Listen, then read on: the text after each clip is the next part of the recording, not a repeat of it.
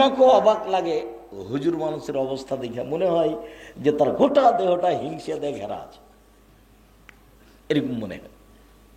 কথা যখন বলে, বক্তা একবারে চাঙ্গা বক্তা, কথা বলছে তখন জনগণ বুঝছে যে মনে হয় আর একজনকে ঠেলা দিচ্ছে, এরকম মনে হবে। দেখবেন আপনি বক্তব্য শুনে অবাক। আমি তো বলেছি এসব বক্তার বক্তব্য শুনতে হবে না। হিংসামূলক কথা বলে যে সে আলেম নয়, ধর্মকে মেনে চলে না, জাতির সামনে কথা বলে সে আলেম নয়। যে মানুষের প্রতি বিদ্বেষ ভাব পোষণ করেছে সে আলেম নয়। সে বক্তব্য দিবে কি করে জাতির সামনে? 90 সাল থেকে আছি আমি, 33 বছর থেকে কোনো একটা বাক্য যদি কারোর বিরুদ্ধে বলেছি এরকম প্রমাণ হয়ে যায়, জাতির সামনে কথাই বলবো না। 90 সাল থেকে আছি, 33 বছর থেকে, 33 বছরে কোনোদিন অপ্রয়োজনীয় বাক্য বলিনি। 33 বছরে কোনোদিন জাতির কাছে পয়সা চাইনি, পথ খরচ চাইনি। সম্মানিত দিনী ভাই বোন, কোনো সময় ভিতরে দুর্বলতা কাজ করে না। আজ তো না হয় বাড়ির পাশে আছে রাজশাহীতে, সারা দেশের পৃথিবীর যেখানেই যায় না কেন, ভিতরে কোনো সময় আমার দুর্বলতা কাজ করে না। তো যুগের কি হবে, তোমাদের কি হবে? তারপরে আবার বলছেন, শোনো, মানুষের ওয়াদা অঙ্গীকার থাকবে না, মতবিরোধ বেড়ে যাবে। এইভাবে দেখেন, এইভাবে দেখাচ্ছে, সোম্মা সাব্বা কাবাই না আসাবে, আঙ্গুল বলে যেমন আঙ্গুলের মধ্যে ঢুকে গেল, এইভাবে মানুষের ভিতরে মতবিরোধ বেড়ে যাবে, কেউ কারো কথা মানবে না। এইভাবে দেখাচ্ছেন তিনি নিজে, আল্লাহর নবী। মানুষের ভিতরে এভাবে মতবিরোধ ঢুকে যাবে, কেউ কারো কথা মানবে না। তখন তোমাদের কি হবে, যুগের কি হবে? তোমাদের কি হবে, যুগের কি হবে? তখন সাহাবী বলছেন, বলেন তাহলে কি করতে হবে, আপনি বলেন। তো আল্লাহ রাসূল বললেন যে 1 নম্বর কাজ, মুখটা বন্ধ রেখো। 2 নম্বর কাজ, বাড়িতে থেকো। 3 নম্বর কাজ, ভালো যেটা সেটা গ্রহণ করিও, যেটা বুঝতে পারছো না সেটা গ্রহণ করিও না। তখন সাহাবী বলছেন, আচ্ছা বাড়িতে থাকলাম, এর পরেও যদি দলীয় চাপে আমাকে বাড়িতে এসে মেরে যায় তাহলে আমি কি করব? বুঝতে পারলাম না কথা মনে হয়। ঠিক আছে আমি বাইরে গেলাম না, কিন্তু আমি বাড়ির ভিতরে আছি, কিন্তু ও আমাকে কি করছে, বাড়িতে এসে মেরে যাচ্ছে, তা আমি কি করব? আপনি যে বললেন যে বাড়ির বাইরে যায় না, তা আমি তো যাইনি, এসে মেরে যাচ্ছে, তা আমি কি করব? তখন আল্লাহ রাসূল বলছেন, ওই সময় আদমের 2 ছেলের ভালোটার মতো হয়েও। আদমের একটা ছেলে কাবিল আর একটা ছেলে হাবিল। কাবিল বলল, এ হাবিল তোকে আমি মারব। তখন হাবিল বলল, তুমি মারো, আমি তোমাকে মারবো না।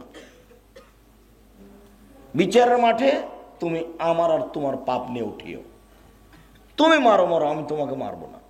তাহলে ও যদি আপনার ঘরে এসে মেরে যায় তবু আপনি তাকে মারতে পাবেন না, সামাজিক অবস্থা খারাপ হয়ে যাবে, আপনার মারাটাই তার নেকির কাজ হবে।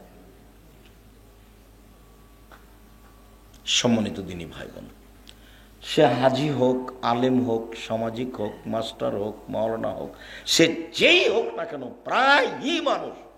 প্রায় মানুষই নীতি নৈতিকতা থেকে একবারে মুক্ত হয়ে যাবে। তার বলে নীতি বলে কোনো জিনিস থাকবে না।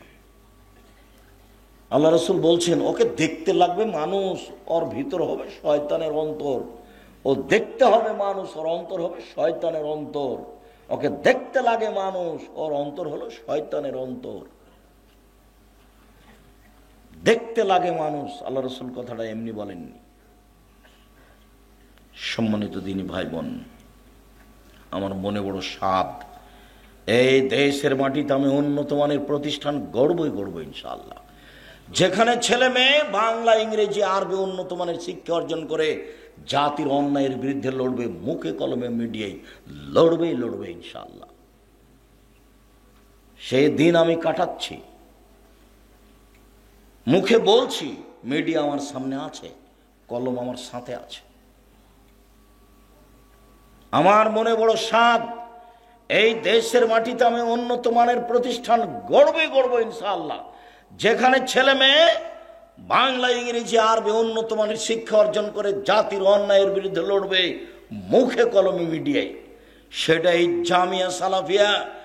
শিরক মুক্ত প্রতিষ্ঠান জামিয়া সালাফিয়া, বিদআত মুক্ত প্রতিষ্ঠান জামিয়া সালাফিয়া, দল মুক্ত প্রতিষ্ঠান জামিয়া সালাফিয়া, সংগঠন মুক্ত প্রতিষ্ঠান জামিয়া সালাফিয়া, হিংসা মুক্ত প্রতিষ্ঠান জামিয়া সালাফিয়া, দেশের সর্বোচ্চ প্রতিষ্ঠান, সর্ববৃহৎ প্রতিষ্ঠান জামিয়া সালাফিয়া। জামিয়া সালাফিয়া বর্তমানে প্রায় 5,000 ছেলে মেয়ে পড়াশোনা করে। 410 জন ইয়েতিম আছে, 300 জন শিক্ষক শিক্ষিকা রয়েছে, যার প্রতি মাসে বেতন লাগে 32 লক্ষ। যেখানে বিদেশি শিক্ষক আছেন যাদের থাকা খাওয়া ভিন্ন। সামনে জানুয়ারি থেকে 2 জন মদিনা বিশ্ববিদ্যালয়ের শিক্ষক এখানে পাঠদান করবেন, তারা মদিনা থেকে এখানে শিক্ষা দেবেন। ইন্ডিয়ারগুলো এসে দিচ্ছে, যারা ইন্ডিয়া জামিয়া সালাফের বড় প্রতিষ্ঠানের শিক্ষক, যাদের প্রতি মাসে প্রায় লক্ষ মতো টাকা খরচ হয়। এর নাম জামিয়া সালাফিয়া। প্রায় 500 জন অসহায় ছেলে মেয়ে রয়েছে, সব ভিন্ন ভিন্ন, ছেলেদের থাকা খাওয়া ভিন্ন, মেয়েদের থাকা খাওয়া ভিন্ন।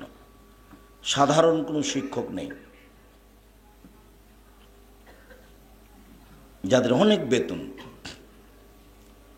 আমি আমার পরিকল্পনাতে জীবন বাজি রেখে চেষ্টা চালিয়ে যাচ্ছি। জামিয়া সালাফিয়ায় আল ইতেসাম পত্রিকা আছে গবেষণার জন্য, লিখিত দিন প্রচারের জন্য। জামিয়া সালাফিয়ায় ছেলেদের জন্য আছে কিশলয়, ছেলেরা সেটা বের করে, তার একটা লেখকের লোকজন আছে, তাকে একটা বেতন লাগে। ইতেসাম লেখার লোকজন আছে, তার বেতন লাগে। জামিয়া সালাফিয়া ডাঙ্গিপাড়ার 3য় শ্রেণীর ছেলেরা দেওয়ালিকা বের করে, যা দেখাচ্ছেন অবাক হয়ে যাবেন। তাদের হাতের লেখা দেওয়ালিকা লেখা আছে, 3য় শ্রেণীর ছেলেরা। আমার বুঝ অনুযায়ী আমি ঘাটতি করি না, চেষ্টা চালিয়ে যাচ্ছি। ছেলে মেয়ে আপনার, আপনাকে কেউ প্রতারণা দিয়ে ভুল বুঝিয়ে অন্য কিছু করুক, সেটা আপনার ব্যাপার। তবে আপনি জামিয়া সালাফিকে দেশের স্বাভাবিক কোনো প্রতিষ্ঠান মনে করবেন না। ডাঙ্গিপাড়া ছেলেদের অংশ প্রায় 30 বিঘা জমির উপর অবস্থান করে। ডাঙ্গিপাড়া জামিয়া সালাফি একটা মসজিদ আছে 90% জমির উপরে, যার একতলাতে 3000 মানুষ সালাত আদায় করতে পারে। জামিয়া সালাফি রূপগঞ্জ, নারায়ণগঞ্জ, ঢাকা 51 বিঘা জমির উপরে, যেখানে একটা মসজিদ তৈরি হচ্ছে, চলমান নির্মাণে আছে, যার একতলায় 10,000 মানুষ সালাত আদায় করতে পারবে। 33 শতকের বিঘায় 6 বিঘা জমির উপরে। আমার মনে বড় সাধ, আমি এদেশের মাটিতে উন্নত মানের প্রতিষ্ঠান গড়বই গড়ব ইনশাআল্লাহ। এখানে যেটা আমি জাতির কাছে বলে রেখেছি, দাবি রেখেছি, সেটা জাতি বলবে, আল্লাহ তুমি জামিয়া সালাফিকে কবুল করো।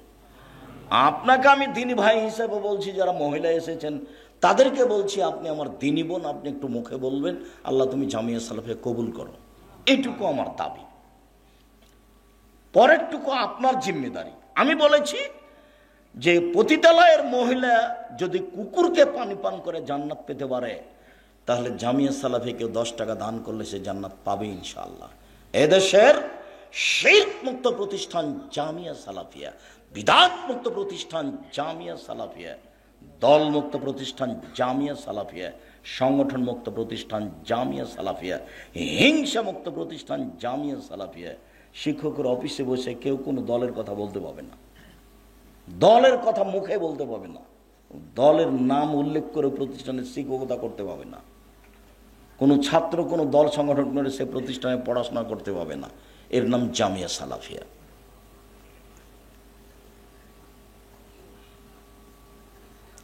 সম্মানিত দিনী ভাই বোন, আপনার এই জামিয়া সালাফি সামনে এই মাসের 23-24 সম্মেলন আছে, সেদিন আপনি এখানে উপস্থিত হবেন।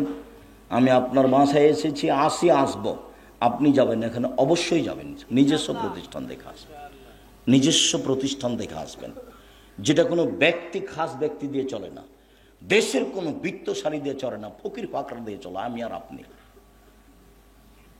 কেউ দাবি করতে পারবে না যে আমি প্রতিষ্ঠানে এটা করেছি, আমার কথা মানতে হবে, এরকম কোনো মানুষ মাটির ওপরে নেই। এর নাম জামিয়া সালাফিয়া। সম্মানিত দিনী ভাই বোন, 23-24 আপনার সাথে আমি আবারও সাক্ষাৎ করতে চাই। জামিয়া সালাফের মাঠে জুমার খুতবা আমি থাকবো ইনশাআল্লাহ। নিজস্ব প্রতিষ্ঠানকে মূল্যায়ন করতে শিখুন, আর দল থেকে নিজেকে মুক্ত করেন, নইলে আপনি একজনকে ভালোবাসতে পারবেন, সবাইকে ভালোবাসতে পারবেন না। নইলে আপনার সম্পর্ক হবে আংশিক লোকের সাথে, সবার সাথে সম্পর্ক হবে না। যে আপনার সাথে নেই তাকে দেখলে আপনার মনটা খারাপ হবে। দল সংগঠনের আবিধানিক অর্থ হলো ভঙ্গুর, যা ভেঙে যায়। পরিভাষায় যা দিয়ে বিরোধিতা, শত্রু, গালি মন্দ শিখা যায়। মাওলানা সাহেব উঠেই শুরু করছে আর একজনের বিরুদ্ধে কথা, তার মানে ওইটাই শিখেছে। সম্মানিত দিনী ভাই বোন, আপনার সাথে আজকের জরুরি কথা, পাপের জগতে সবচেয়ে বড় পাপ শিরক। পাপের জগতে এর চেয়ে বড় পাপ পৃথিবীতে নেই। যদিও বড় পাপ অনেক, কিন্তু সিরিয়াল এটাই আগে। মহান আল্লাহ বলেন, শিরক এমন একটা পাপ, বিদাত এমন একটা পাপ, যে পাপ দিয়ে মানুষের নেকি নষ্ট হয়ে যায়, নেকি কবুল হয় না, ইবাদত কবুল হয় না। শিরক করলে অতীতের নেকি নষ্ট হয়ে যায়। শিরক করলে আল্লাহকে খাটো করা হয়, অপমান করা হয়। শিরক এটা একটা পাপ, তার নিজস্ব ক্ষমতা আছে। বিদাত একটা পাপ, ইবাদত আর কবুল হয় না, রাসূলকে অপমান করা হয়। বিদাত একটা পাপ, রাসূলকে অপমান করা হয়। আপনার রাসূলের নামে যেটা ইবাদত চলে, রাসূলের নয়, সেটার নাম বিদাত। আল্লাহর নামে যেটা ইবাদত চলে, সেটা আল্লাহ বলেননি, সেটার নাম শিরক। এই দুই পাপে দুইজনের মান সম্মানের ক্ষতি হয়। আল্লাহর মান সম্মানের ক্ষতি হয়, আল্লাহর নবীর মান সম্মানের ক্ষতি হয়। শিরক, এ ব্যাপারে আল্লাহ তাআলা বলেন, লাইন আশরাকতা লা ইয়াহবাতান্না আমালুক। মুহাম্মদ সাল্লাল্লাহু আলাইহি সাল্লাম, আপনি যদি শিরক করেন আপনার আমল বাতিল হবে, ওয়ালা তাকুনান্না মিনাল খাসিরিন, আর আপনি ক্ষতিগ্রস্তদের অন্তর্ভুক্ত হয়ে যাবেন। আল্লাহ বলছেন আমাদের নবীকে, আপনি শিরক করলে আপনারও নেকি বাতিল হবে। ওয়ালা আশরাকু লা হাবিতা আনহুম মা কানু ইয়ামালুন, ওরা যদি শিরক করে জনগণ, তাদেরও আমল বাতিল হবে। আল্লাহ তাআলা বলেন, ইন্নাহু মান ইউশরিক বিল্লাহ ফাকাদ হারামাল্লাহু আলাইহিল জান্নাহ ওয়া মাওয়াহু, নিশ্চয় যে ব্যক্তি শিরক করবে তার জন্য জান্নাত হারাম, আর থাকার জায়গা জাহান্নাম। নিশ্চয় যে ব্যক্তি শিরক করবে, নিশ্চয় যে ব্যক্তি শিরক করবে, তার উপরে জান্নাত হারাম, তার থাকার জায়গা জাহান্নাম। আল্লাহ তাআলা বলেন, ইন্নাল্লাহা লা ইয়াগফিরু আন ইউশরাকা বিহি ওয়া ইয়াগফিরু মা দুনা যালিকা লিমান ইয়াশা, নিশ্চয়ই আল্লাহ তাআলা শিরক ব্যতীত যত পাপ আছে সব বিচারের মাঠে ক্ষমা করে দিবেন, কিন্তু শিরকের পাপ বিচারের মাঠে ক্ষমা করবেন না। বড় থেকে বড় পাপ আল্লাহ বিচারের মাঠে ক্ষমা করে দিবেন, কিন্তু শিরকের পাপ আল্লাহ বিচারের মাঠে ক্ষমা করবেন না।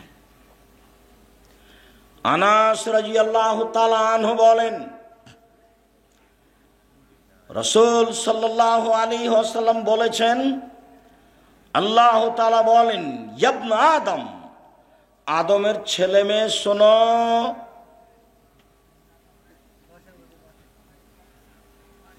আদমের ছেলে মেয়ে শোনো, মা দাওয়াতানি ও রাজাউতানি, তুমি যেভাবে ডাকো আমি সেভাবে থাকি। আদমের ছেলে মেয়ে শোনো, তুমি যেভাবে ডাকো আমি সেভাবে থাকি, তুমি যেভাবে আশা পোষণ করো আমি সেভাবে পূর্ণ করে থাকি, তুমি যেভাবে আশা পোষণ করো সেভাবে আমি পূর্ণ করে থাকি। গাফারতু লাকা আলা মা কানা ফিকা ওয়ালা উবালি, ক্ষমা চাইলে আমি ক্ষমা করে দিই, আমি পরোয়া করি না তুমি কত বড় পাপী।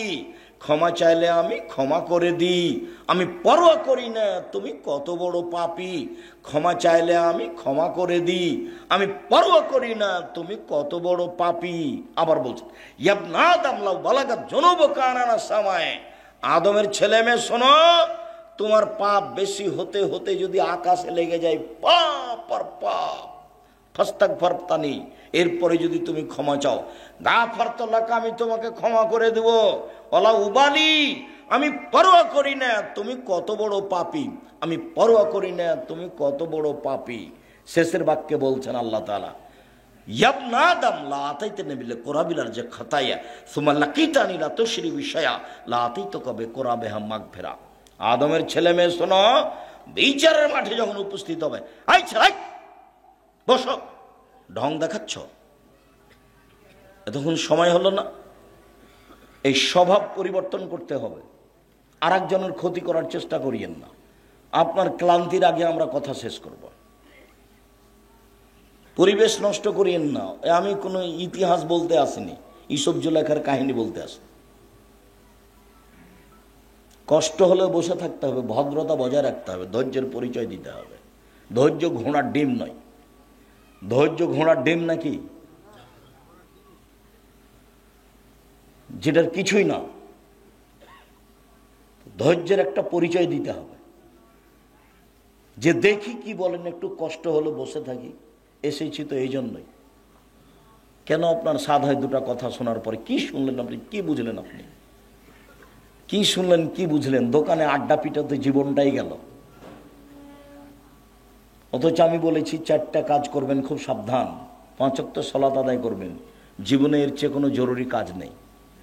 হালাল রুজি উপার্জন করবেন, কোরআন তেলাওয়াত করবেন, অন্তত সূরা ইখলাস 3 বার।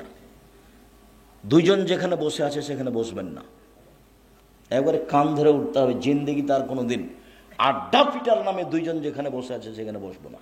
দোকানে বসবেনই না, দোকানে বসাই নিষেধ। ওখানে তো বদনাম হচ্ছে, আর ল্যাংটা বেটি ছেলে নাচছে। আপনি আসসালামু আলাইকুম দিয়ে দাঁড়াবেন, বলে ভাইজান আমি 1 কেজি লবণ নিব আর 100 মরিচ দেন, 200 মরিচ দেন, দেওয়া হয়েছে, আসসালামু আলাইকুম। আপনি ওখানে যে কেন বসে আছেন? আমরা তো জীবনে কোনোদিন চায়ের স্টলে বসিনি, দোকানেই জানি তো, আমরা তো বেঁচে আছি, মরে জানি তো, আছি তো। অথচ জামিয়া সালাফের প্রতিষ্ঠানের ভিতরে আছে চায়ের স্টলের দোকান টাকানগুলো আছে কিছু, যারা সব কি কি খাওয়ার তৈরি করে দেয়। যখন ওই সামনে দাঁড়ায় তখন ও বলে যে বসেন বসেন বসেন, একটু কিছু খান, একটু কিছু খান। না, সেটা বলতে আসেনি তোমার কাছে, ভালো করে বানায়, যদি ছাত্ররা অভিযোগ দেয় তাহলে তোমাকে চলে যেতে হবে।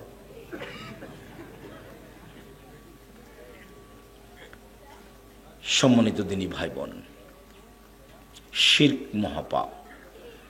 আদম সন্তান, তুমি বিচারের মাঠে উপস্থিত হয়েছে আকাশ জমিন পরিমাণ পাপ নিয়ে। আমি আল্লাহ উপস্থিত হয়েছি এই পরিমাণ ক্ষমা নিয়ে। তোমার পাপ যত আমার ক্ষমা তত, তোমার পাপ যত আমার ক্ষমা তত। তোমার যেই পরিমাণ পাপ আমার সেই পরিমাণ ক্ষমা, তোমার যেই পরিমাণ পাপ আমার সেই পরিমাণ ক্ষমা। যদি শিরক না থাকে, শিরক যদি না থাকে, শিরক না থাকলে পাপ যা ক্ষমা তা। শিরক মহাপাপ। আব্দুল্লাহ ইবনে উমর রাদিয়াল্লাহু তাআলা আনহু বলেন, রাসূল সাল্লাল্লাহু আলাইহি সাল্লাম বলেছেন, মান মাতা লা ইশরিক বিল্লাহ দাখালাল জান্নাহ। শিরক ছাড়া যদি কেউ মরে জান্নাতে চলে গেছে। আমান মাতা ইশরিক বিল্লাহ ফাদাখালান নার। কেউ যদি শিরক সহ মারা যায় ও জাহান্নামে চলে গেছে। হাদিস বুখারী মুসলিম। এইভাবেই চলেন দেখি।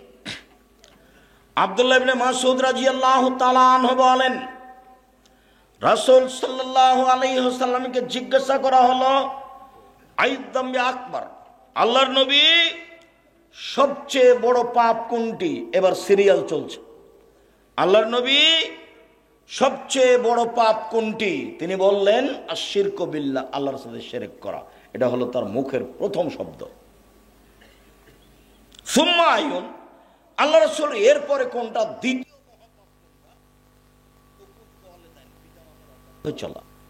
জিন্দেগিতে কোনোদিন পিতামাতার অবাধ্যে মুখ খুলবেন না। ঘুম থেকে উঠে দেখে মনে হবে যে এই বাড়িতে সবচেয়ে বড় শত্রু আমার মা। আমার মা যে একেবারেই খারাপ, একটা যে ভালো কথা বলে না, সবই যে আমার বউ এবং আমার বিরুদ্ধে বলছে। মনে হবে যে মাটির ওপরে এখন সবচেয়ে আমার বিরুদ্ধে কে আছে, আমার মা, এই সবচেয়ে খারাপ, একটু মরে না কেন, এইরকম মনে হবে। মুখ খুলবেন না জীবনে পিতামাতার বিরুদ্ধে, যা বলছে বলে নেই। যেদিন মরে যাবে সেদিন কষ্ট পাওয়া যাবে, সেদিন ফিরিয়ে পাওয়া যাবে না, কোনো পথ নেই। একটু বলতে পারবেন না মা আমার ভুল হয়েছে আমাকে মাফ করেন, এরকম কোনো পথ দুনিয়াতে নেই।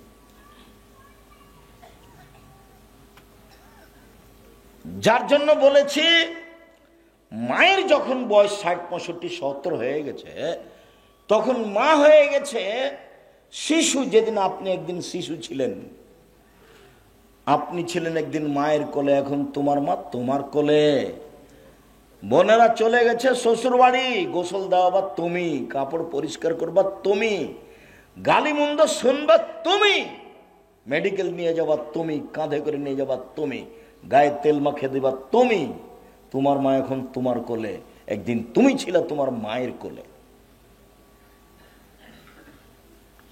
সেদিন তুমি ছিলে আদরের। তোমার মাকে সেদিন পেশাব পায়খানা পরিষ্কার করতে খারাপ লাগেনি, কিন্তু 80-90 বছর মানুষের পেশাব পায়খানা পরিষ্কার করতে কষ্ট পাওয়া যাবে। ওই ঘরে তোমার বউ যাবে না। তোমার বউকে যদি বল, সবাই এ কথা আমি বলি না, কোনো বউ হতো বা বলবে হ্যাঁ তোমার মা আমাকে এভাবে গালি দেয়, তুমি দেখো না তোমার মাকে, তোমার মার ভাষা মুখখানে একেবারেই খারাপ, অকথ্য ভাষা আমাকে গালি দেয়, সবসময় বলছে বের হয়ে যা বের হয়ে যা, আমাকে বের হতে বলে, আর আমি তোর মায়ের কাপড় পরিষ্কার করে দেবো, তুই কোন সাহসে বলিস এই কথা? বলবে স্বাভাবিক, তুমি কি করবে? বউয়ের সাথে অত প্রতি উত্তর করতে হয় না, খালি যদি বল কি বললি তো দাঁত ভেঙে দেবো, তাহলে শয়তান লেগে গেছে। ওই একটা বলবে, তুই আর একটা বলবে, 5 মিনিট পরে মিথ্যা সাক্ষী দেওয়া, পৃথিবীর 3য় মহাপাপ মিথ্যা সাক্ষী দেওয়া। মিথ্যা সাক্ষী, সাক্ষী সহজে কথা দিতে যাবেন না, দিবেন যদি ওরকম দেখা যায় সত্য।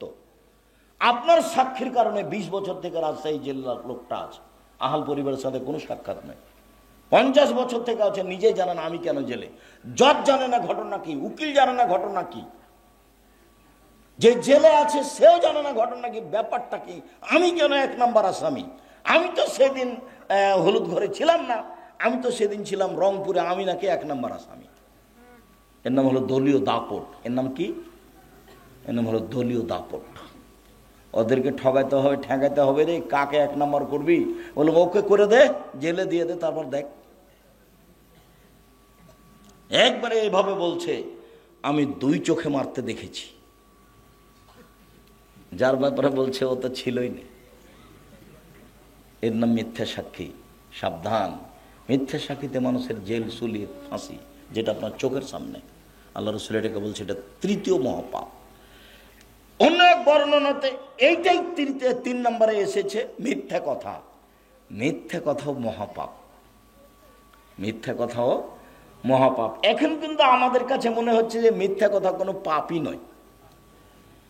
আমাদের এখন সমাজের যা অবস্থা, মিথ্যা কথা কোনো পাপের ব্যাপার নয়। জেনা যেমন পাপের কাজ নয়, এখন মিথ্যা কথা তেমন পাপের কাজ নয়। জেনা তো সবারই, বড় বড় মোবাইল আছে, সারাদিন ল্যাংটা মেয়ে নাচছে, তো জেনা।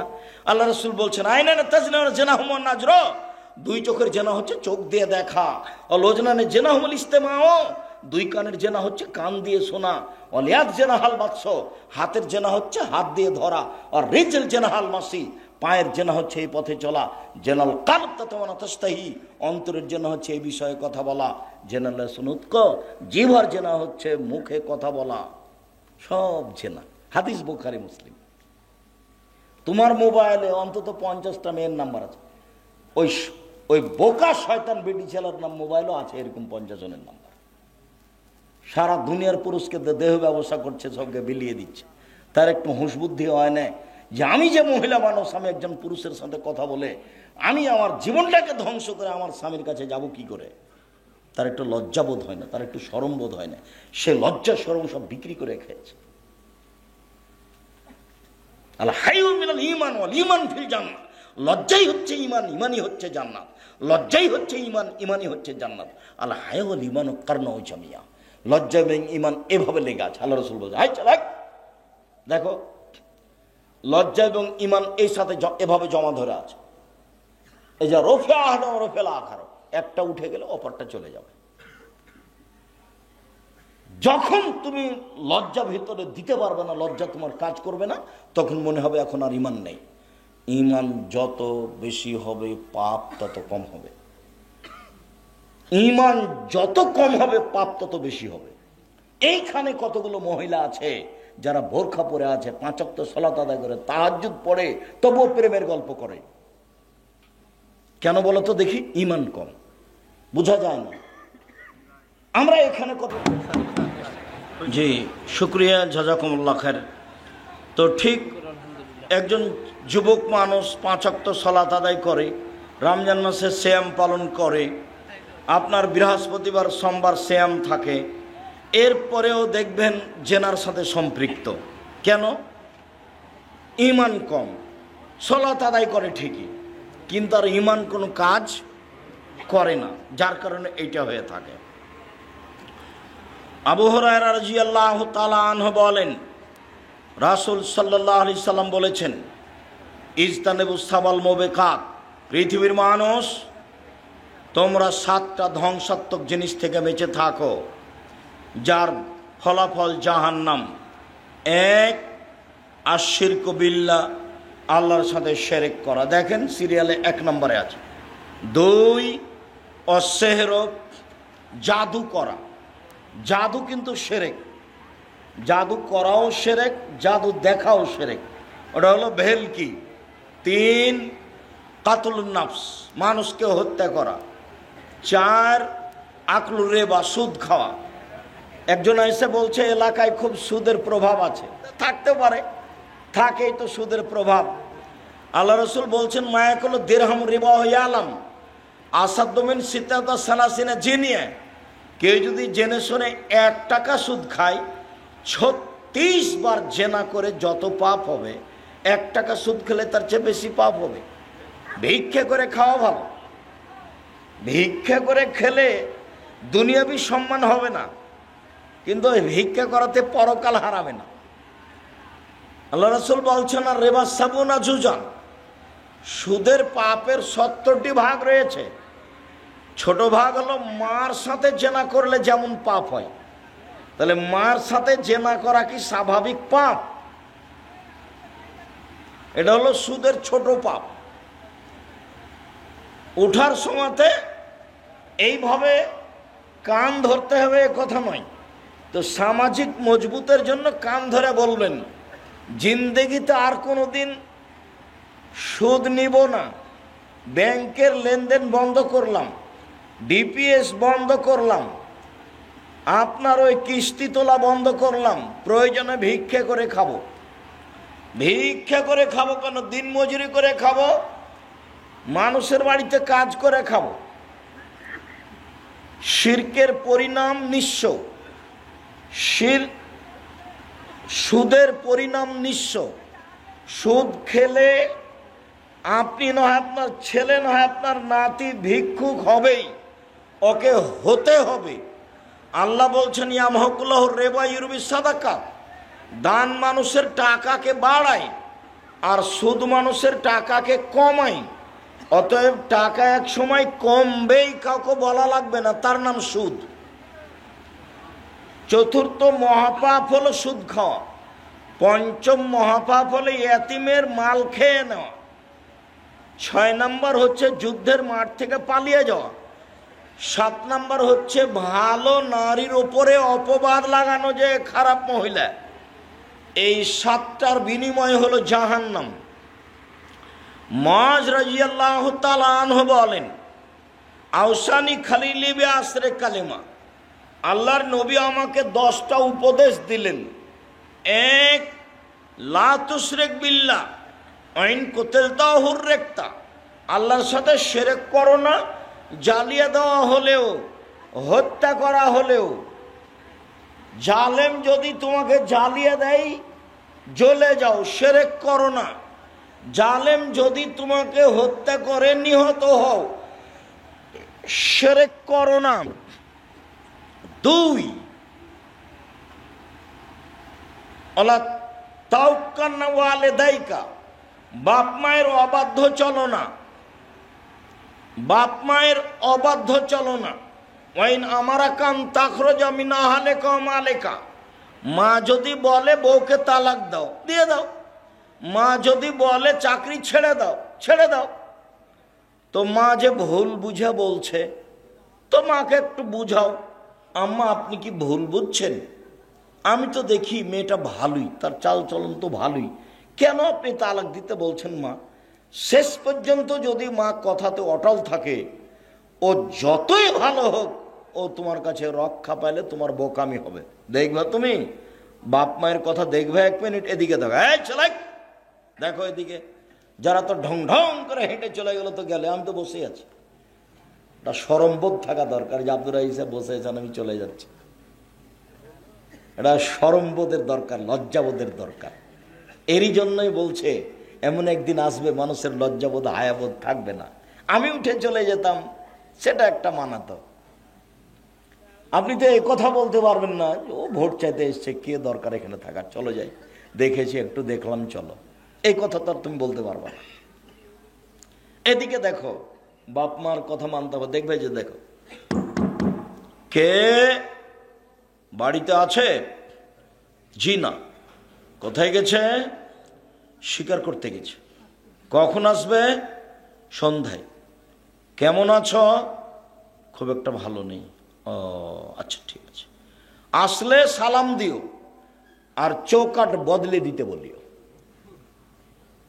সন্ধ্যার দিকে এসে সালাম দিতে বাড়িতে ঢুকতে বুঝতে পেরেছে, ঢুকে বলছেন কি খবর, কেউ এসেছিল নাকি? হ্যাঁ, একজন বৃদ্ধ মানুষ এসেছিলেন। কি বললেন? সালাম দিয়ে বললেন বাড়িতে আছে। আমি বললাম নেই। কোথায় গেছে? শিকার করতে গেছে। কখন আসবে? সন্ধ্যায়। তারপর কি বলল? বলল যে কেমন আছো? বললাম যে ভালো অবস্থা নেই। কি বলল? বলল যে চৌকাট পরিবর্তন করতে বলেছে। ওহো, ইলাহাক ইলাহালেক, তুমি তোমার বাপের বাড়ি চলে যাও। উনি আমার আব্বা, তোমাকে তালাক দিতে বলে গেছে। এখন বউ চাকরি করে না, সুন্দরী না, ভালো রান্না করতে পারে, কোনো বিবেচনা নেই। এর নাম বুখারী মুসলিমের হাদিস। কোনো বিবেচনা নেই। ভালো বিশ্ব সুন্দরী, ভালো রান্না করতে পারে, কোনটা না চাকরি করে, লক্ষ টাকা মাসে বেতন পায়। দুইজন মিলে চাকরি করে 1 লক্ষ টাকার বেতন পায়। আর যখন ফকিরে ভিক্ষা চায় তখন বলে মাফ করো, খালি মাফ করো। তার মানে টাকা একদিক দিয়ে আসার একদিকে চলে যায়, তার বরকত নেই। চিরদিন মনে রাখতে হবে, জাতির সামনে বহু কথা বলেছি, তার একটা বলেছি, বরকত ভিন্ন জিনিস, রুজি ভিন্ন জিনিস। বরকত ভিন্ন জিনিস, রুজি ভিন্ন জিনিস। যতই বেতন হোক না কেন, যতই ইনকাম ব্যবসায় হোক, সারাদিনে কোটি টাকা ইনকাম হয়, তবুও দেখা যাবে সন্ধ্যার সময় যে মিল খেলো না, টাকা পয়সার খুব অসুবিধা, আরো লাগে, কোন দিক দিয়ে যা আসছে আর কোন দিক দিয়ে যাই বুঝতে পারি না। তার মানে বরকত নেই। আবার কে বাড়িতে আছে? জি না। কোথায় গেছে? শিকার করতে গেছে। কখন আসবে? সন্ধ্যায়। কি খাও? গোস্তার পানি। কেমন আছো? আলহামদুলিল্লাহ ভালো আছে। আচ্ছা আচ্ছা ঠিক আছে, আসলে সালাম দিও আর চৌকাট বহাল রাখতে বলিও। সালাম দিতেই বুঝতে পেরেছেন কেউ এসেছিল। কি খবর? কে এসেছিল নাকি? হ্যাঁ, একজন বৃদ্ধ মানুষ এসেছিলেন। কি বললেন? বললেন বাড়িতে আছে। আমি বললাম নেই। কোথায় গেছে? শিকার করতে গেছে। কখন আসবে? সন্ধ্যায়। বললো কেমন আছো? আমি বললাম আলহামদুলিল্লাহ। বলল কি খাও? গোস্তার পানি। আল মানাম আল মাওয়াল্লাম, মানে গোস্তার পানি ছাড়া অন্য কোনো খাদ্য নেই। তারপর কি বললেন? বললেন ঠিক আছে, আসলে সালাম দিও আর চৌকাট বহাল রাখতে বলিও। তিনি আমার আব্বা, তিনি ইব্রাহিম আলাইহিস সালাম, তিনি তোমাকে স্ত্রী হিসেবে বহাল রাখতে বলেছেন। তুমি থাকো, তুমি বেতন পাও পাও না এটা দেখার বিবেচনা নেই, তুমি সুন্দরী না অসুন্দরী ভাববার সুযোগ নেই, যাহাই বলেছেন তাহাই হইবে। এর নাম ছেলে, এর নাম অনুগত ছেলে। আমার মা বিশ্বাস করতো এভাবে যে যেটা বলছি সেটাই হবে। যেদিন ডেকে পাঠিয়েছে তা আমার মা বলছে আজকে আসবেই, তা আমি সেদিনই চলে গেছি। তার ধারণা খুব ভালো কাজ করত, আমার মার ধারণা খুব ভালো কাজ করত। ছাত্র জীবনে এমন কোনো ফকির আমার মা পায়নি যে ফকিরকে ভিক্ষা দেওয়ার সময় বলেনি যে আমার ছেলেটা বাহিরে আছে একটু দোয়া করিও, এরকম কথা না বলে সেই ফকির গেছে, এরকম মনে হয় আমার মায়ের কেউ ঘটেনি। ভিক্ষা দিলে তাকে দোয়া করতে বলতেন।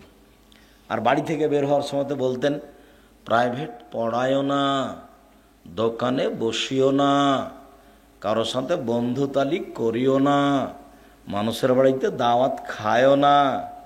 তার একটার ব্যাখ্যা দিত, বন্ধুতালি করলে যার সাথে সকালে বন্ধুত্ব ঘটেছে বিকালে তার সাথে ভেঙে যাবে, তখনও পেটে ছুরি দিয়ে পালিয়ে যাবে রাতে।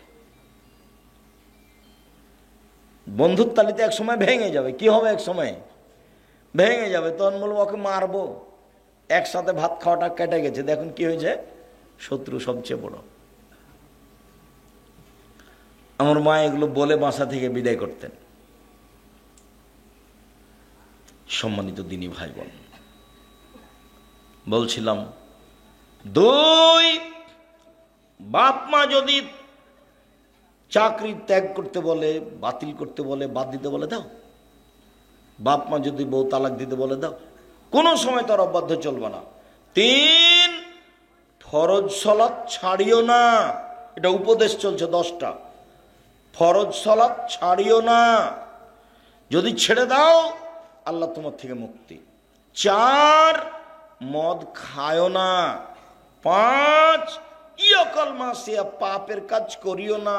হাল্লা সাকাতুল্লাহে, পাপের কাজ করলে আল্লাহর পক্ষ থেকে অসন্তুষ্টি নেমে আসবে, রুজি কমে যাবে, চাকরি বাতিল হয়ে যাবে, ব্যবসা মার খেয়ে যাবে। পাপে যদি লিপ্ত থাকেন, রাত 2টা 3টা পর্যন্ত খালি মোবাইল চলতেই আছে। একবার বন্ধ করেছিল রাত 1টার সময়তে, তো ঘুম আসে না তখন আবার মোবাইলটা হাতে নিয়েছে। একবারে 2টার সময়তে ভোর রাতে উঠেছে তাহাজ্জুদ পড়ার জন্য, সুন্দর মাথায় টুপি আছে, ধনী মানুষ। আবার মনে করলে একটু পাকিস্তানের খবরটা দেখি, তো তাহাজ্জুদ বাদ দিয়ে টিভি চালু করেছে, দেওয়াল ভর্তি, চালু করতে একবারে দেওয়াল ভর্তি মহিলা চলে এসেছে ল্যাংটা। তখন আর তাহাজ্জুদ পড়া হলো না।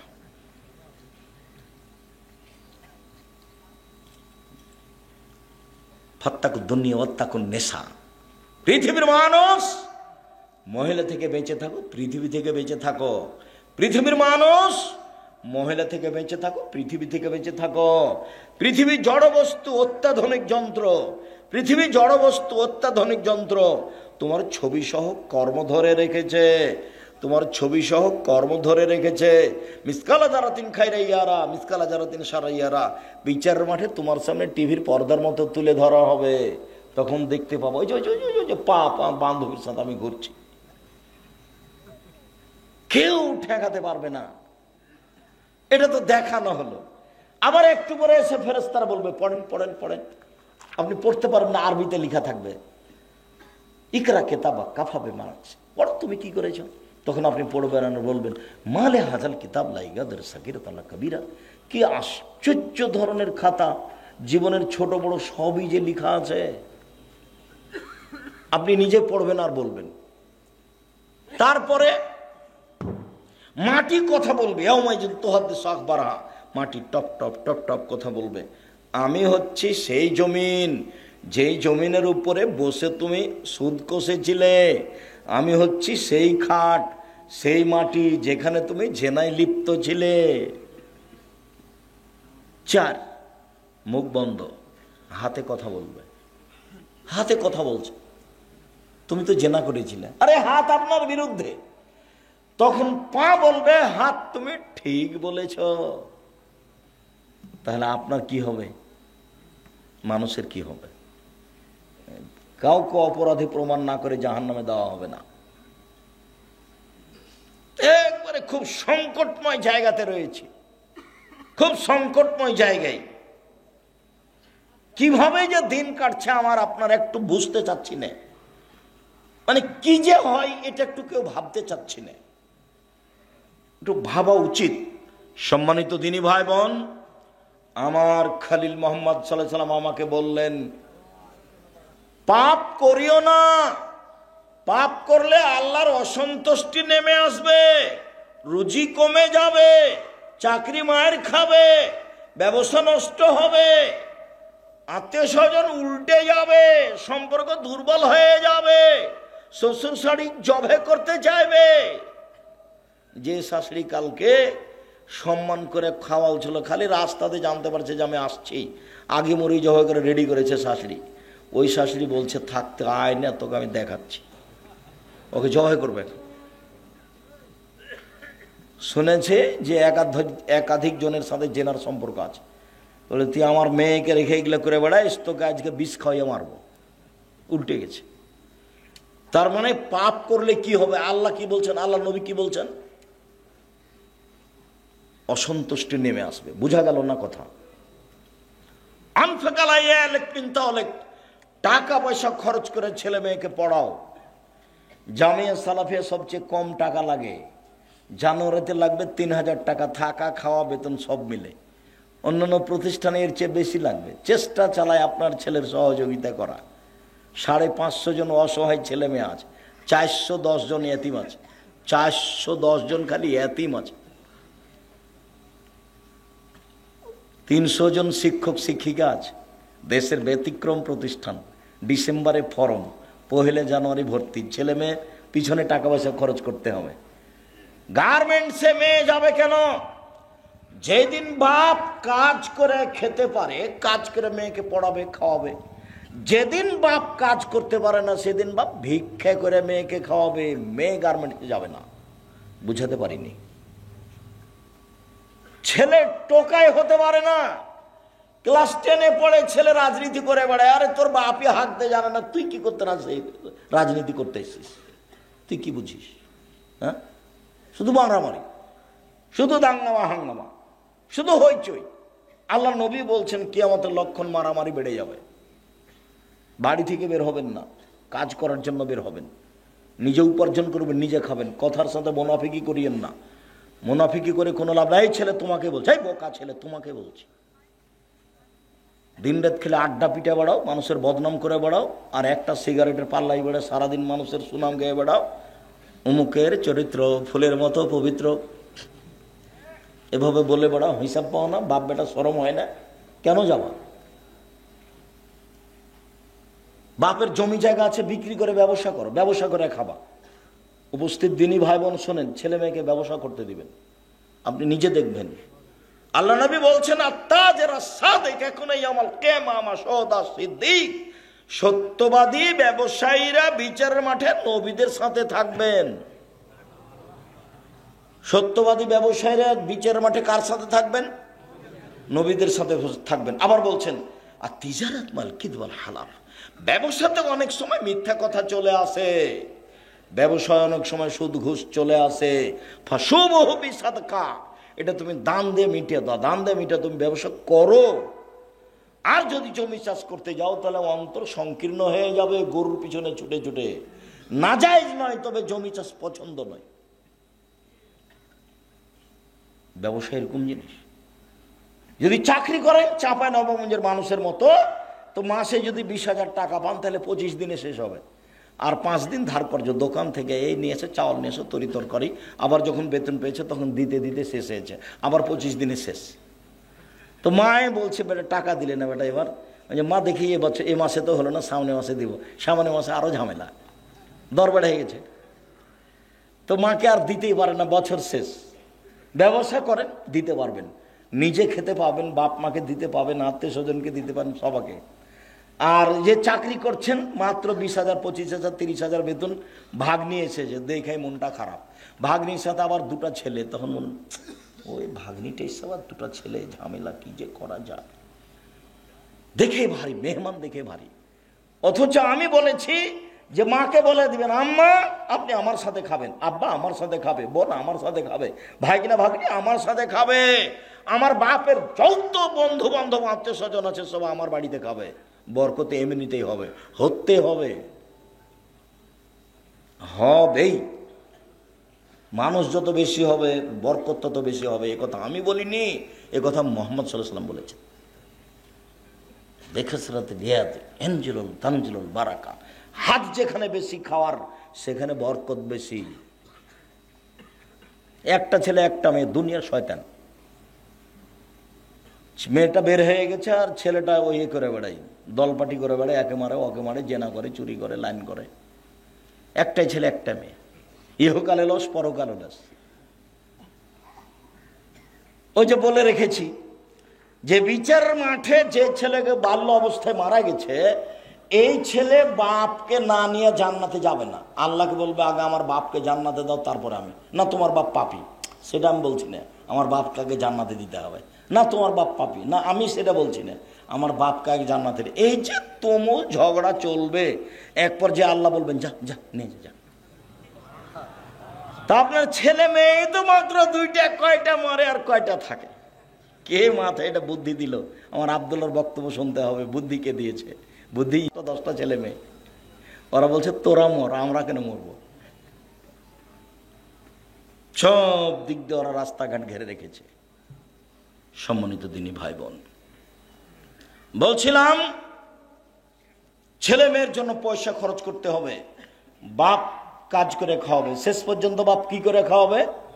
ভিক্ষা করে। মনে রাখবেন হিসাবে এটাই। তারপর বলছেন আল্লাহ তারফা আশা কাদাম নিন মাহালেক, পরিবার থেকে লাঠি উঠিয়ে নিয়ে না, পরিবারকে পিটিয়ে ঠিক করতে হবে লাঠি দিয়ে। 7 বছর বয়সে আব্বু সালাত আদায় করো, 10 বছর বয়সে আহমদ সালাত আদায় করেছো? জি না, দাঁত ভেঙে দেবে একবারে। 15 বছর সালাত আদায় করেছ? জি না। হলো না আব্বু, তুমি তোমার মতো থাকো, আমি আমার মতো থাকি। তুমি তোমার মতো থাকো, আমি আমার মতো থাকি। আমার বাড়ি ঘর জমি জায়গা তুমি ব্যবহার করতে পাবা না। 15 বছর বয়স, ছেলে নামাজ পড়ে না, তখনও বাপ বেঁচে আছে, কথা মিথ্যে। ও বাপ নয়, ও চাচা, হলো সৎ বাপ। এই সত্য বাপ নয়। জন্ম দিতে পারলে বাপ হওয়া যায় না, ক্ষমতার নাম বাপ। প্রসাব করাতে পারলে মা হওয়া যায় না, ক্ষমতার নাম মা। এই ছেলে, মা কাকে বলে? 4টে জিনিস আছে যার, ভুলে গেল। যে সেদিন বলছিলাম, জাবের রাদিয়াল্লাহু তাআলা আনহু বলেন, আমরা যুদ্ধ থেকে আসছিলাম, মদিনায় ঢুকবো। তা আল্লাহ রাসূল বলেন থামো থামো থামো থামো, সবাই এখানে থামো, সকালে বাড়িতে ঢুকবো। তা আমি জাবের বললাম, আল্লাহর নবী, আমি নতুন বিবাহ করেছি, আমাকে একটু বাড়ি যেতে অনুমতি দেন না। ও তুমি নতুন বিবাহ করেছ? বিক্রা নাম সাইয়েবা, তুমি কুমারী মেয়ে বিবাহ করেছ না তালাক প্রাপ্তা মেয়ে বিবাহ করেছ? আমি তালাক প্রাপ্তা মেয়ে বিবাহ করেছি। আরে হাল্লা বিক্রান তুলাইব কা, তুমি কুমারী মেয়ে কেন বিবাহ করলে না? তুমি তার সাথে খেলতো, তোমার সাথে খেলতো। আরে তুমি কুমারী মেয়ে কেন বিবাহ করলে না? তুমি তার সাথে খেলতো, তোমার সাথে খেলতো। আরে তুমি কুমারী মেয়ে কেন বিবাহ করলে না? তুমি তার সাথে খেলতো, তোমার সাথে খেলতো। আল্লাহ রাসূল থামেন থামেন থামেন। আল্লাহর নবী, আমার আব্বা উহুদের যুদ্ধে শহীদ হয়েছেন 9 জন মেয়ে রেখে, আমার 9টা বোন আছে। এই ছেলে এক খেলেছে, কথা 19-20 হয় না জানো। তোমার মা আসলে চলে গেছে, ঢং ঢং করে এসেছে, চলে গেছে, ও তো বুঝে না কিছু, তো হিসাব নিকাশ কিছু নাই। এমনি মুসলমান, বাপে বিবাহ দিয়েছে তাই স্বামীর কাছে গেছে, বাচ্চা হয়ে গেছে, তাই ও মা। মা কাকে বলে তার তো জানা নাই। মার একটা নীতি থাকতে হবে, নিয়ম থাকতে হবে। শুনে যাও, অন্তত 4টে জিনিস থাকতে হবে মায়ের কাছে, 4টা থাকতে। এই যে দেখো, আল্লাহর নবী, আমার আব্বা শহীদ হয়েছেন উহুদের যুদ্ধে, 9টা মেয়ে রেখে গেছেন। আমার 9 জন বোন আছে, আমার বোনদের সমবয়সের মেয়েকে আমি বিবাহ করতে চাইনি 4টা কারণে। আল্লাহর নবী, আমার বোনদের সমবয়সের মেয়েকে আমি বিবাহ করতে চাইনি 4টা কারণে। আল্লাহর নবী, আমার বোনদের সমবয়সের মেয়েকে আমি বিবাহ করিনি 4টা সুবিধার জন্য। এক, তুয়াল্লে মোহন না, আমি বেশি বয়সের তালাক প্রাপ্তা মেয়ে বিবাহ করেছি, যাতে করে আমার বউ আমার বোনদেরকে শিখিয়ে দেয়, বিদ্যা শিখিয়ে দেয়। 2, বলে তুয়াদ্দে বহন না, আমার স্ত্রী যেন আমার বোনদেরকে শিষ্টাচার শিখিয়ে দেয়। শিষ্টাচার। মোবাইলে রিং হচ্ছে, অন করে বলছে হ্যালো, হ্যালো বলে তো কুকুরকে ডাকে। কই আমরা তো একদিনে হ্যালো বলিনি, তো আমরা তো আছি তো দুনিয়াতে, আমাদের চলে না। অন করে দেখো যদি যেটা হিন্দু হয়, জি ধন্যবাদ, কি বলছিলেন। আর যদি চিনতে না পারেন তো বলবেন আসসালামু আলাইকুম। হিন্দু হোক, চামার হোক, ডম হোক, হাঁড়ি হোক, যে হোক না কেন, মুচি হোক, মেথর হোক, আল্লাহর নবী বলেছেন চিনো যাকে তাকেও সালাম দিবা, চিনো যারা না তাকেও সালাম দিবা। আমার প্রমাণে বোখারি মুসলিম হাদিস। আমি কেন হ্যালো? এক গিলাস পানি দিলাম বলছে থ্যাংক ইউ। আচ্ছা, এক গিলাস যে আপনি পানি দিলেন, আমি যে থ্যাংক ইউ বললাম, তো এটাতে কি হলো বলো তো, কি হলো? এটা একটু কিছু হয়েছে কি? কিছুই হয়নি। তো তুমি এক গিলাস পানি দিলে, আমি বললাম জাজাক আল্লাহ খায়। ও ছেলে, তুমি এক গিলাস পানি নিচে দিলে গো, আল্লাহ তার প্রতিদান দান করুক। আল্লাহ তোমাকে এখন প্রতিদান দেবে, আমি ওর উপরে চাপিয়ে দিয়েছি। তুমি লন্ডনে বিপদে পড়েছ, সেইখানে তোমাকে বাঁচিয়ে দিবে। কেন? আমি বলেছিলাম যে এই পানির বিনিময়ে আল্লাহ তোমাকে দিবে। জাজাক আল্লাহ খায়, তুমি বললাম থ্যাংক ইউ।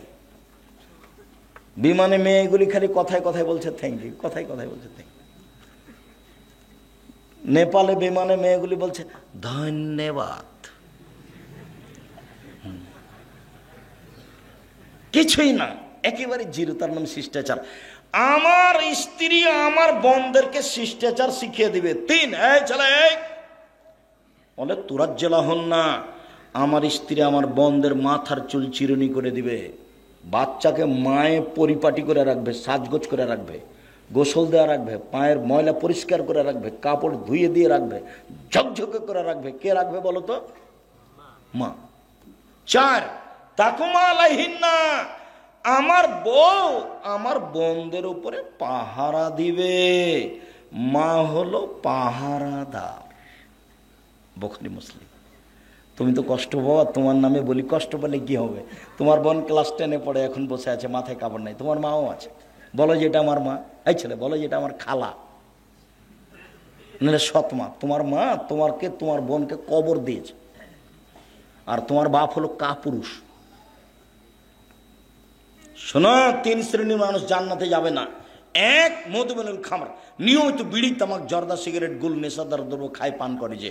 2, ওর রাজালাত মিনান নিসায়ে, পুরুষের বেশধারী নারী, যারা পুরুষের জুতা স্যান্ডেল পরে, যারা পুরুষের শার্ট প্যান্ট পরে, যারা পুরুষের পোশাক পরে, তারা জান্নাতে যাবে না। 3, দায়ুস, তোমার বাপ। দায়ুস কে? তোমার বাপ। কিভাবে? আল্লাযী ইকুরু ফি আহলিল খাবাসা, যে তার বাড়িতে বেহায়ার সুযোগ দিয়েছে, সে হলো দায়ুস। তোমার বোন ক্লাস 10-এ পড়ে, মাথায় কাপড় দিয়ে স্কুলে যায় না, তো দায়ুস আমি না তোমার বাপ। এত স্পষ্ট কথা কি বোঝা যায় না? খুব ভালো বোঝা যায়। তাহাজ্জুদ পড়েও লাভ হবে না। তাহাজ্জুদ পড়েও কি করবে? মেয়ে রাস্তাঘাটে ঘুরবে আর বাপ তাহাজ্জুদ পড়বে। ধর্ম পাগল হয়ে গেছে। धर्म की राजशाही चापाईनबाबगंज हवाई लड्डू दोनों हाथ में लड्डू है, जो चाहे उसके खा ले, जो चाहे उसको छोड़ दे। বলো এইসব আপনাকে শক্ত হতে হবে। পরিবারের উপর থেকে লাঠি উঠিয়ে নিও না। 9 নাম্বার, পরিবারের উপর থেকে লাঠি উঠিয়ে না, রাসূলের আদেশ। আমি আপনাকে উপদেশ দিচ্ছি, মজ আমি তোমাকে উপদেশ দিচ্ছি, পরিবারের উপরে লাঠি রাখো। আবার এসেছে লাঠি দরজায় ঝুলিয়ে রাখো। ছেলে মেয়ে দেখে বলবে বাবা একটু উল্টা চললে এটা।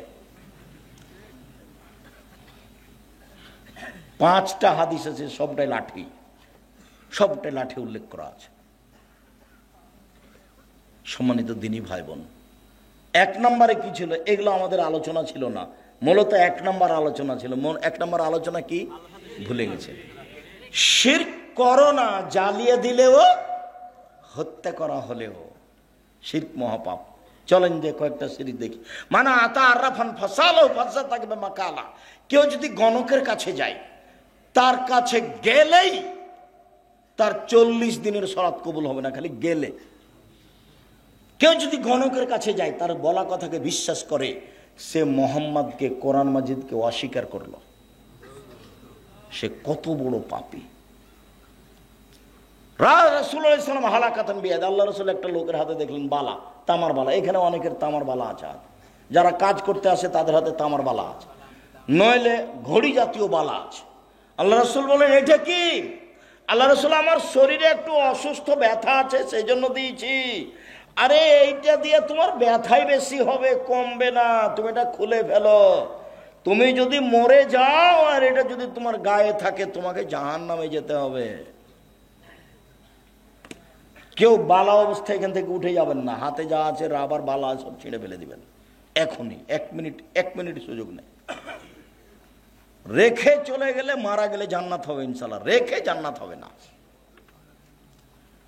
রাসূল সাল্লাল্লাহু আলাইহি সাল্লাম বলেন, মান তালাকা তামিম ফাকাদ আশরাকা, কেউ যদি তাবিজ মাদুলি ঝুলায় তাহলে শিরক করলো। হুজুর যত বড়ই হোক, পাগড়ি যত বড়ই হোক, আলখাল্লা যত বড়ই হোক, কোরআন মাজিদ দিয়ে যদি তাবিজ লিখে দেয় তবু হুজুর মুশরিক, আর কাজ শিরক, বিনিময় জাহান্নাম। মাদুলি আপনার গায়ে, আপনার স্ত্রীর গায়ে, আপনার ছেলের গায়ে, আপনার মেয়ের গায়ে, গলায় কারো থাকবে না, এক সেকেন্ড থাকবে না। যদি কবিরাজ বলে, হুজুর বলে যে এই বালা ছাড়া, তাবিজ ছাড়া আপনার স্ত্রীর গা থেকে জিন যাবে না, আপনার স্ত্রী বলবে মরে যাব তবুও বালা কি তাবিজ গায়ে দিব না। আরে 10 দিন পরে মরতাম, না হলে এখনই মরলাম। বেঁচে থাকতে থাকতে আর শেষে তো একদিন আছে নাকি? মালাকুল মউত আল্লাহকে গিয়ে বলছেন যে আপনি যে একটা লোকের কাছে আমাকে পাঠালেন, তা আমি তাকে জান কবজের কথা বললাম, এক থাপড় দিয়েছে, আমার যে এক চোখ কানা হয়ে গেল। আচ্ছা ঠিক আছে, তুমি তাকে গিয়ে বলো যে গাভীর গায়ের উপরে হাত দেন। তো উনি গাভীর গায়ের উপরে হাত দিলেন। তখন জিবরাইল মালাকুল মউত বলছেন, হাতের নিচে যতটি লোম আছে ততদিন আপনি বাঁচবেন। তখন মুসা আলাইহিস সালাম বলছেন তারপরে? বলে তারপরে মরণ। ও, তারপরে যদি মরণ তাহলে এখনই হোক। ইনি মুসা আলাইহিস সালাম এক থাপ্পড় দিয়েছিলেন মালাকুল মউতকে। হাদিস ঠিক, হাদিস বুখারী মুসলিম। চোখ একটা নষ্ট হয়ে গেছিল, এটা হাদিস বুখারী মুসলিম। কিভাবে কি এগুলো আমার ভাববার সুযোগ নাই। আল্লাহ রাসূল যেভাবে বলেছেন সেভাবে বললাম। তো তাবিজ দিয়ে যদি মরণ হয়, হোক কি আছে, 2 দিন পরে তো মরাই লাগবে। করোনা দিয়ে আমি 1 ঘন্টা বেঁচে থাকতে রাজি নই, এ দিয়ে মাস্ক দিয়ে। এরকম কাজ আমি আব্দুর রাজ্জাক বিন ইউসুফ করিনি, করব না ভবিষ্যতে, পৃথিবী যতই সংকীর্ণ হোক। আমি যখন উঠে গেছি তখন বিমানবালা আমাকে বলছে মাস্ক লাগান, ধৈর্য ধারণ করো, মাস্ক লাগান, ধৈর্য ধারণ করো। আবার একটু পরে এসে বলছে মাস্ক লাগান, ধৈর্য ধারণ করো। আবার এসে বলছে তোমার চোখ ছিল না যখন আমি বিমানে উঠি, তখন তুমি আমাকে না করে দিতে পারোনি। মনে রেখো, আমি আব্দুর রাজ্জাক বিন ইউসুফ মাস্ক লাগিয়ে ভাগ্য বাড়াতে রাজি নই। বুখারী মুসলিমের হাদিস, আল্লাহ রাসূল বলছেন লাদওয়ালা তেওয়ালা হাম, সংক্রামক ব্যাধি শরীয়তে নেই, ভূত বলে কোনো জিনিস নেই, পেঁচার ডাকে কিছু হবে এই কথা নেই, অশুভ ফল শরীয়তে নেই। কার মুখ দেখলে আসলাম যে কাজটা হলো না? কোন মায়া লোকের যে মুখ দেখলাম, কোন মহিলার মুখ দেখেছে সেজন্য কাজ হয়নি, এর অশুভ ফল, এরকম কিছু প্রিয়তে নেই, ইসলামে নেই। আল্লাহ রাসূল বলছেন শোনো, লা তুদি শায়ান শায়া, একজনের রোগ ব্যাধি অপরজনের কাছে যায় না, কারো রোগ ব্যাধি কারো কাছে যায় না, কারো রোগ ব্যাধি কারো কাছে যায় না। 3 বার যখন বলা হয়েছে, পল্লীর মানুষ দাঁড়িয়ে বলছে আল্লাহ রাসূল যায় তো। এই কিভাবে যায়? একটা উটের যদি চুলকুনি ঘাও হয়, বাকি সব উটকে হয়ে যায়। এই যে দেখেন সংক্রামক ব্যাধি আছে। ও তাহলে বলো প্রথম জনকে কিভাবে হলো? তখন ও তার পল্লীর মানুষ কিছু বুঝে না, ও তখন আর কিছু বলছে না। বলো তাহলে প্রথমটাকে কিভাবে হলো? এটা তো আল্লাহ রাসূল বলছেন, এটা আর আমার আর আপনার কথা নয়। তখন আর কিছু বলছে না, তখন বলছে শোনো, কাতাবাল্লাহু হায়াতাহা মাউতাহা রুজকিহা মাসায়বাহা, আল্লাহ যখন মানুষকে সৃষ্টি করেছেন, প্রাণীকে, তখন লিখে দিয়েছেন 1 তার মরণ, 2 তার জীবন, 3 তার রুজি, 4 তার বিপদ আপদ। করোনা ভাইরাস পৃথিবী সৃষ্টির 50,000 বছর পূর্বে যদি আমার নামে করোনা ভাইরাস লেখা থাকে, আর আজ যদি আমি পাথরের ভিতরে ঢুকে থাকি তবু আমাকে করোনা ধরবেই।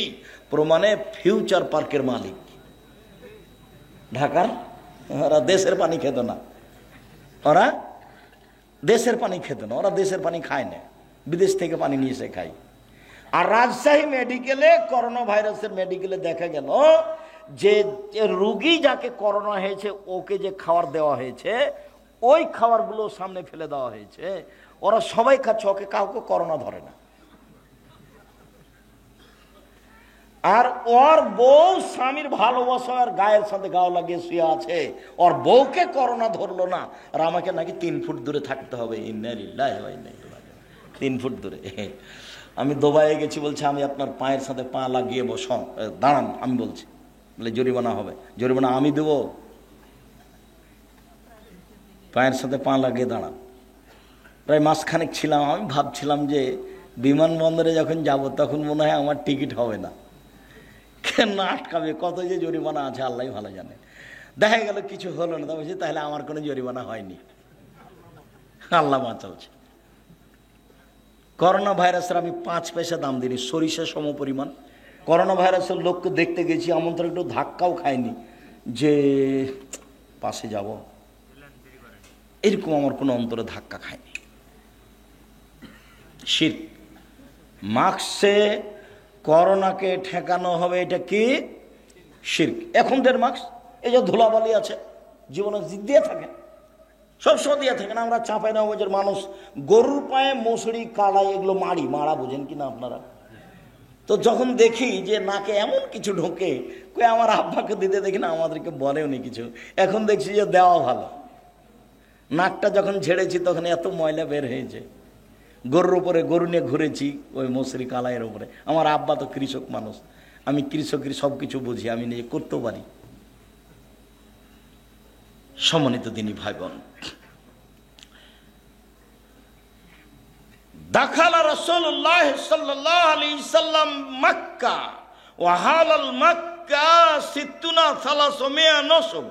আল্লাহর নবী যখন কাবা ঘরে ঢুকলেন তখন কাবার ঘরে ছিল 360টি মূর্তি। মূর্তিগুলো ছিল ইব্রাহিম আর ইসমাইলের।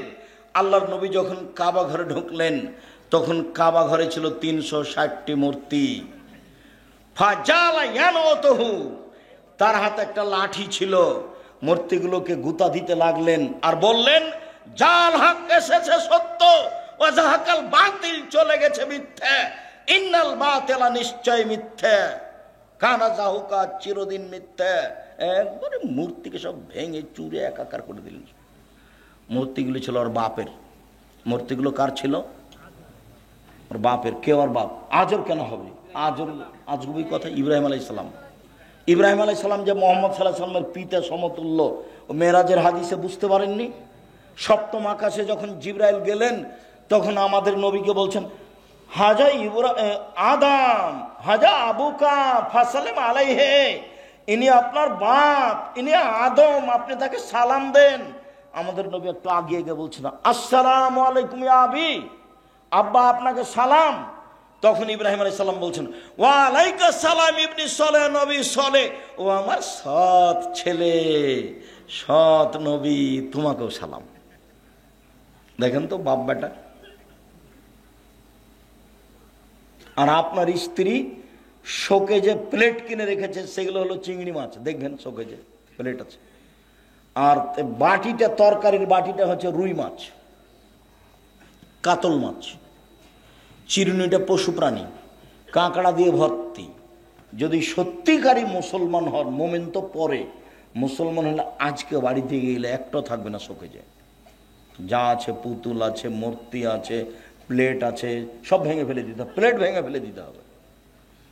একবারে গিয়ে শোকেস থেকে ওই বাটিটা যেটাতে রুই মাছ আছে, একবারে দাঁত কিচমিচ করে ফেলে ভেঙে দিবা। তাহলে তুমি আসলে তোমার ভিতরে ঈমান আছে না, তুমিও মুনাফিক।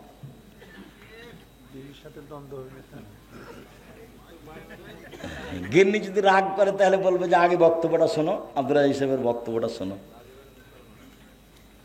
যাক, সেটা পরে, ওর সাথে কোনো কথা নেই। শরীয়ত শরীয়ত। সম্মানিত দিনী ভাই বোন, এসব কিছুই হচ্ছে শিরক। খারাজা রাসূলুল্লাহ সাল্লাল্লাহু আলাইহি সাল্লাম ইলা হুনাইন, আল্লাহ রাসূল হুনাইনের যুদ্ধে বের হলেন। মাররাবে সাজারাতিন লিল মুশরিকিনা, মুশরিকদের একটা গাছের পাশ দিয়ে যাচ্ছিল নিকলাল্লাহ জাত আনওয়াত। সেই গাছের নাম হলো জাত আনওয়াত, গাছের নাম হলো জাত আনওয়াত। ইউআল্লিকু আসলিহাতাহু আলাইহা, মুশরিকরা ওদের তরবারি গাছে ঝুলাতো, ওই গাছের নাম হলো জাত আনওয়াত। তখন সাহাবীগণ বলছেন, আল্লাহর নবী, ইজাল্লানা জাত আনওয়াতিন, আপনি আমাদের জন্য একটা গাছের এরকম ব্যবস্থা করে দেন না। ওরা ওই গাছ থেকে সুবিধা ভোগ করে, আমাদের জন্য একটা গাছ নির্ধারণ করে দেন, সেই গাছে আমরা তরবারি ঝুলাবো, তাহলে আমরা যুদ্ধে জয় হবে, সেখানে একটা বরকত হবে। তখন আল্লাহ রাসূল বলছেন, সুবহান আল্লাহ, লা ইলাহা ইল্লা আনতা, সুবহান আল্লাহ। এই কি কথা? হাজা কামা কালা কম মুসা, এটা তো হলো মুসার সম্প্রদায়ের মতো কথা, এটা তো হলো মুসার সম্প্রদায়ের মতো কথা। মুসার সম্প্রদায় বলেছিল, ইজাল্লানা ইলাহান কামালাহুম আলাইহা, ওদের যেমন মাবুদ আছে, মুসা আপনি আমাদের এই জন্য মাবুদ করে দেন। সরস্বতী, ভগবতী, কালী, দুর্গা, লাত, মানাত, উজ্জা। কালীকে বলবো সিজদা করার সময় বিচার মাঠে আল্লাহকে বলে পার করে নিও। দুর্গাকে বলবো বিচার মাঠে পার করে নিও সিজদা করে। কালী, দুর্গা, সরস্বতী, ভগবতী বলবো বিচার